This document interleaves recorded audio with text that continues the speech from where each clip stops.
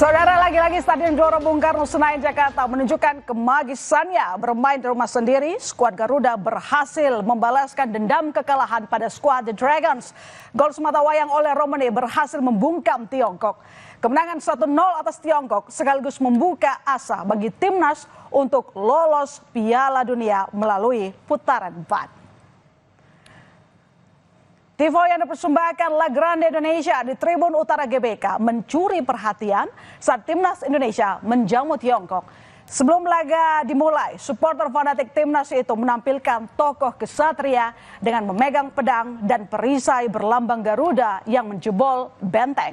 Kesatria ini seperti sosok Gatot Kaca yang menjebol tembok besar China. Dalam pewayangan Jawa, Gatot Kaca adalah sosok yang memiliki kekuatan luar biasa dengan julukan otot kawat tulang besi.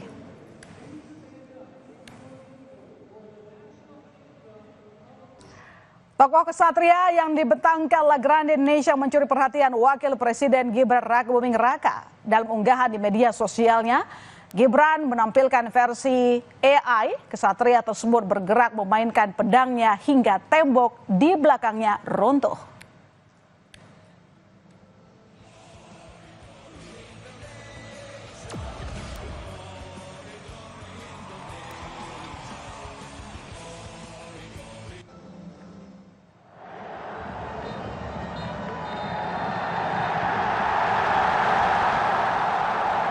Begitu peluit akhir pertandingan dibunyikan, staf kepelatihan dan seluruh penggawa timnas Indonesia mengungkapkan rasa bangganya. Maklum saja, dalam waktu 2 kali 45 menit, Jay Izzas dan kolega harus berjibaku melawan timnas Tiongkok. Hingga akhir babak kedua, gol tunggal oleh Romani mengunci kemenangan bagi timnas Indonesia. Tambahan 3 poin ini menghantarkan skuad Garuda melaju ke putaran keempat kualifikasi Piala Dunia.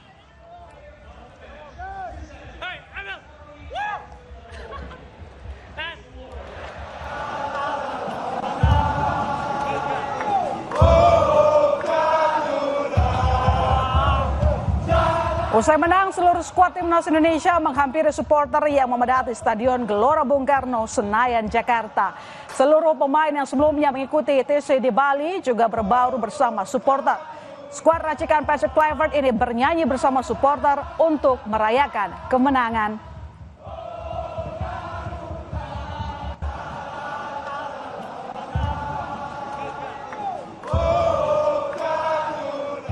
Indonesia menerima hadiah penalti usai Ricky Kambuaya dilanggar di Zhejiang di kotak terlarang. Awalnya wasit tak menganggapnya pelanggaran, namun keputusan berubah setelah mengecek tayangan ulang melalui VAR. Wasit asal Uzbekistan Rustam Lutfolen akhirnya menunjuk titik putih bagi timnas Indonesia.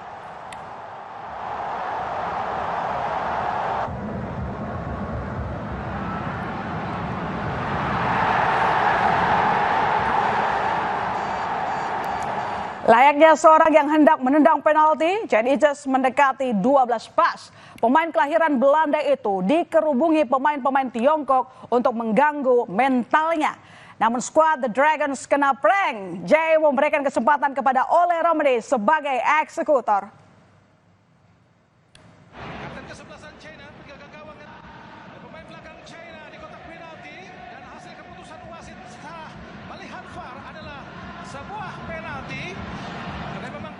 Ole yang ditunjuk sebagai algojo menjalankan tugasnya dengan sempurna. Gol pemain Oxford United itu sekaligus menjadi penentu kemenangan bagi timnas Indonesia. Dari debutnya bersama timnas hingga laga ketiga saat melawan Tiongkok, Ole selalu mempersembahkan gol. Penyerang 24 tahun ini juga mengaku melihat sang ibu di tribun penonton sebelum mengeksekusi penalti.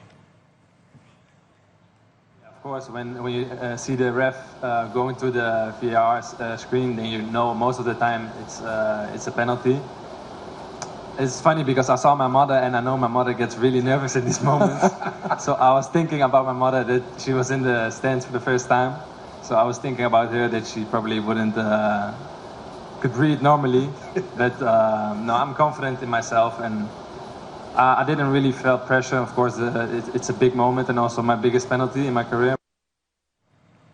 Emil Audero akhirnya bisa merasakan debut di timnas Indonesia. Kiper berdarah Lombok, Nusa Tenggara Barat itu dipercaya sebagai starting 11 saat timnas Indonesia berjumpa Tiongkok pada Kamis malam.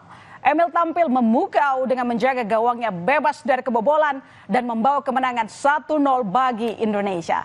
Aksi Emil membuat persaingan di sektor penjaga gawang semakin sengit karena sebelumnya ada Martin Pas yang jadi andalan. Dalam laga debutnya bersama timnas, Emil Audero membuat penyelamatan gemilang di awal babak kedua dan melanjutkan kualifikasi Piala Dunia 2026. Penjaga gawang yang berkarir di Italia itu jatuh bangun saat menghalau tembakan keras pemain Tiongkok Wang Yudong. Ini menjadi salah satu penyelamatan apik Emil saat skuad Garuda menang 1-0 atas Tiongkok.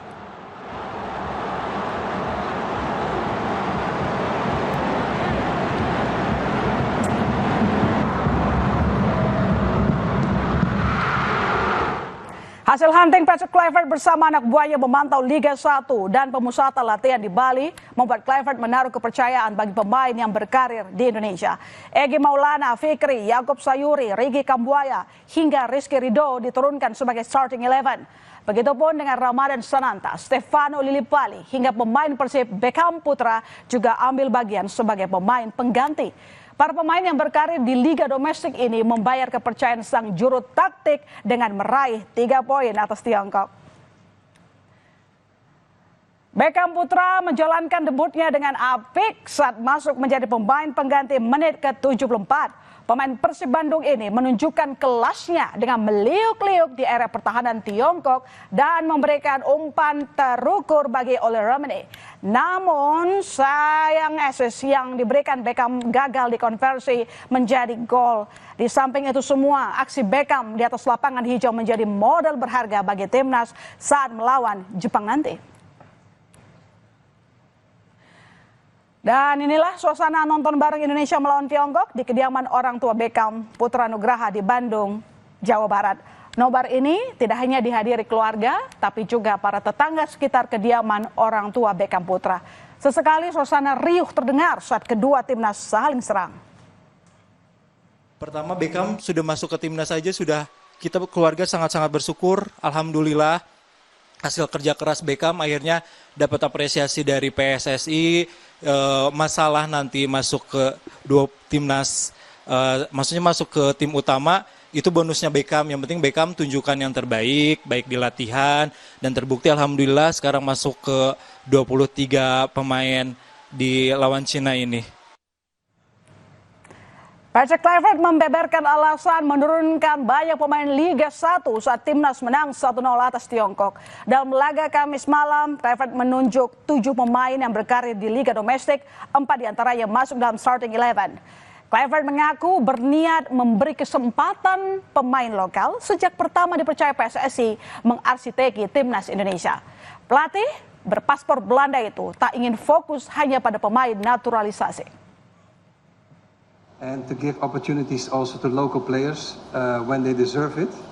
I'm the last one to not give the opportunity also to the local players, because when I was announced to be the coach of the national team, I said already to everybody that the local players, I'm going to look at them and respect how they play. And if you let your qualities see, then you're able to play. So that's why this decision. And again, it makes our team stronger. Di laga lain, Australia mampu menundukkan Jepang pada putaran ketiga kualifikasi Piala Dunia 2026 zona Asia Grup C, sekaligus mengubur mimpi Indonesia lolos langsung ke Piala Dunia 2026. Australia tampil tertekan di babak pertama kala menjamu Jepang di Stadion Perth. Menit ke-44, saudara, Jepang mendapat peluang melalui tendangan jarak jauh Yu Hirakawa. Beruntung masih mampu diamankan kiper Matthew Ryan. Skor 0-0 bertahan hingga jeda.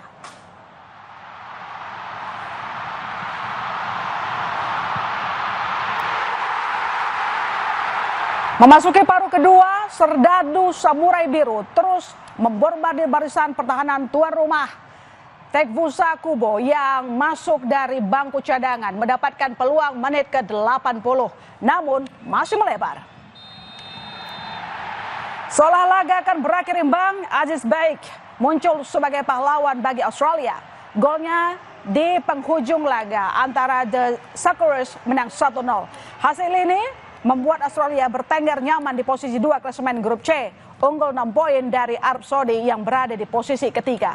Harapan Indonesia lolos langsung ke Piala Dunia pun tertutup dan harus kembali berjuang lewat putaran keempat apabila mampu finish di posisi 3 atau 4 grup C.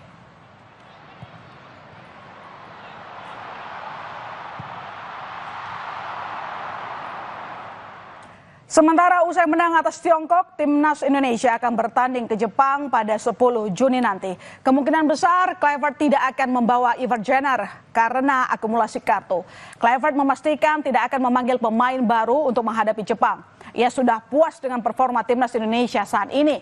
Sementara bagi Jepang, laga melawan Indonesia tidak memiliki pengaruh signifikan karena telah dipastikan lolos langsung Piala Dunia 2026 dengan status juara grup C putaran ketiga zona Asia.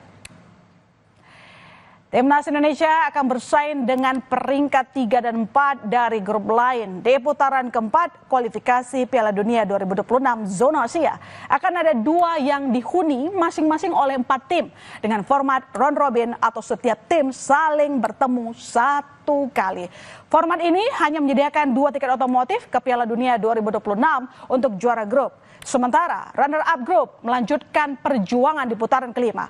Semoga Indonesia dapat mengamankan tiket Piala Dunia di putaran keempat nanti dan kita akan lihat bagaimana Ole Romani kembali selebrasi.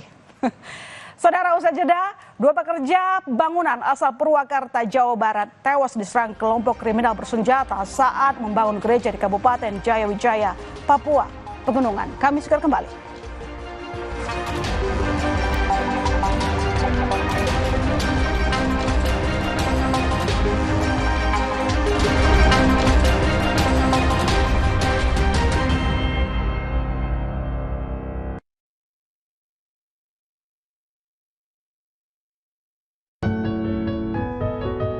Berat ya. Buat anak-anak, nggak ada yang berat. Dan jangan sampai kita jadi beban buat mereka nanti. Makanya kita pakai Tropicana Slim. Manisnya alami, kayak kamu. Tropicana Slim, manis tanpa beban. Kamu masih single? Hari gini, double dong. Top Mochaccino, double shot pertama dalam saset. Espressonya double, tambah coklat dan susu. Top Mochaccino, enaknya doubleicious. Move on to Top Mochaccino double shot dari Wings Food. Sesaat lagi, Anda akan menyaksikan Kompas Update yang didukung oleh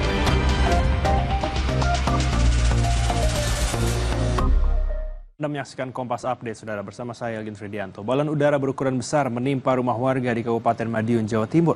Akibatnya rumah warga mengalami rusak pada beberapa bagian atap karena terinjak remaja pemburu balon udara. Balon udara liar berukuran besar menimpa rumah warga di Desa Sidorejo, Kecamatan Kebonsari, Madiun, Jawa Timur. Balon udara yang memiliki panjang sekitar 20 meter tersebut membuat pemilik rumah panik. Warga mengaku resah dan sangat menyayangkan adanya aksi remaja pemburu balon yang naik ke atap rumah hingga menyebabkan atap rusak.